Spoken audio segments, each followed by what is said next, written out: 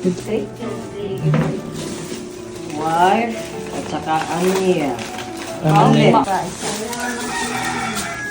Kaya nagtatabang din lahat. Oo.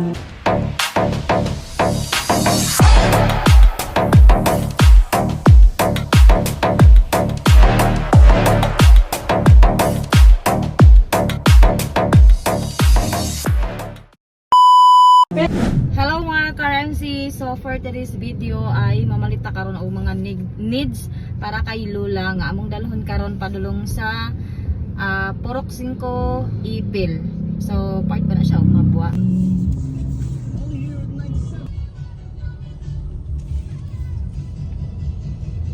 So here we go mga ka-MC. So nanata sa Mercury. So din hata mamalit og mga kainahang lanon ni Lola. So tara na! Ani nga tayo mga ka-MC ay gikan pako ani sa simbahan. Nagsimba pako ani gikan. So morning naka-casual dress pako ani nga time. And nagdiretso na ko diri sa may Mercury para maapas man ako ang akong oras kay napamiati na birthday celebrant sa karong alauna sa hapon. So mao ni muna ni atong napalituod sa mga gikinhanglan ni Lola.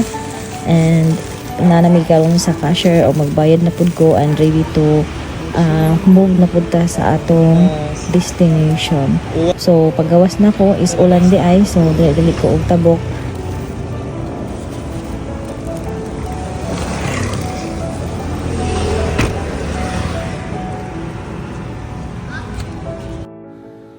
And before me mag-proceed sa atong destination ay nag-change driver na mi karon. So ang ako na pong bahabi ang mag-drive padulong sa Mabwa. And naka-change outfit na punta karon, no?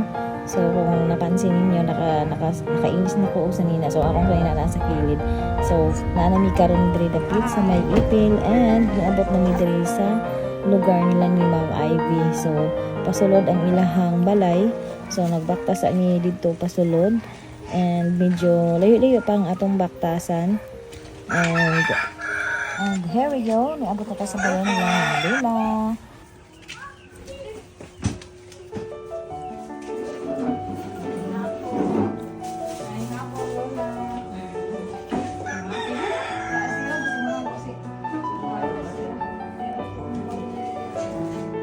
Sa imong hala ay among hatod diri.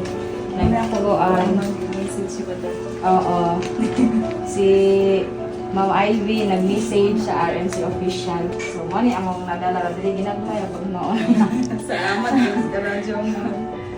Tambal panangkoan us diaper. Diaper isa. Kaya nagtatabang din lahat. Oo. Pero dati mo Lola. Wife at saka Ania. Mauna ka na anlin. Gawin yung gatas mo. Gold. Duha ra lamang kay basin dili mawaan sa at least napay isa magamit. Salamat. Oo. Tapos wipes, mga alcohol, Ito ba rin? Okay, that's good.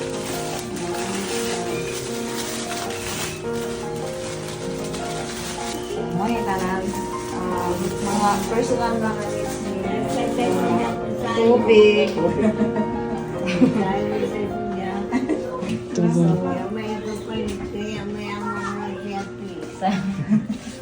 Sige na lamang. At least ka na ang ako ang ginagmay po na siya nga mga Konting tulong. Bahin-bahin. Pagtaot na rin si ma'am nag-message ato pag dyan yung December sa December pa no?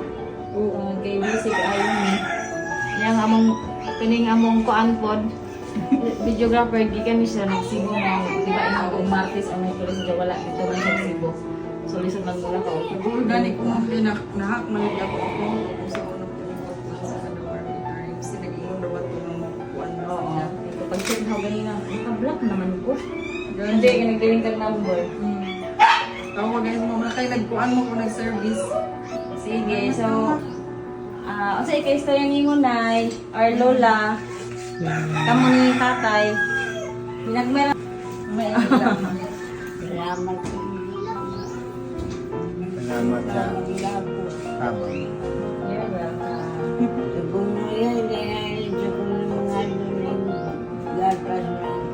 Pasalamat ni Mama Ivy kasi may nag-message.